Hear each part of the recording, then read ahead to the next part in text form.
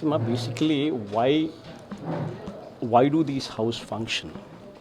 See, be it the parliament, be it the assemblies, why do these function? See, in the assembly, as far as house is concerned, there is no other party other than us who are the opposition. Every other party, that is BJP, Janasena and TDP, are together and they are part of the alliance and they are the ruling party. So there is no other MLA belonging to any other party other than us who is in the opposition. And be it any number, the fact still remains that we are 40% vote share. That continues to be a fact, whether somebody accepts that or somebody doesn't accept that. So this being the criteria, so we being the only party in the opposition, if we are not given the recognition as the opposition party, then who is going to be the opposition party? So automatically, if one party is recognized as the opposition party, once the party is recognized as the opposition party, then irrespective of the number of MLAs that the party holds, automatically they would be electing their leader, who automatically will become the leader of the opposition party. And once that recognition is given, the advantage what the leader of the opposition or the opposition party gets is mandatorily the speaker is supposed to give the mic. After he's supposed to give us the time, so much so that it is on par with the leader of the house. Why does anybody do that?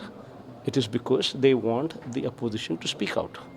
See, only when the opposition speaks out, only when the opposition is given sufficient time, then the issues would come up.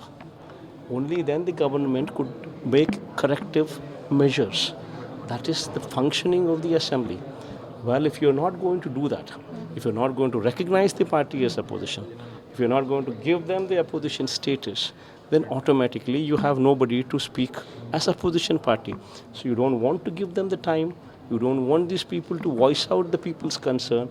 You want the ruling party to only speak. Then when will the people's issues ever be placed in the house? See, you have seen my press conference today on the budget that I spoke. It took me almost 2 hours.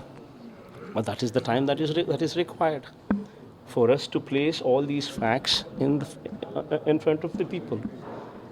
See, every detail that I had presented to you, I had shown you the document. I had given you a presentation, which in turn is very much required.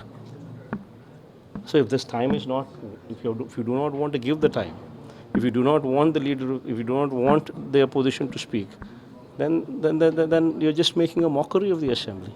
So there's only one party which is the opposition party, and you don't want to give that party the opposition party status. Then what exactly are you doing in the house? You should ask you seriously the question. See, AAP had given BJP the leader of the BJP opposition party status, even though BJP had only 3 MLAs in the house in Delhi.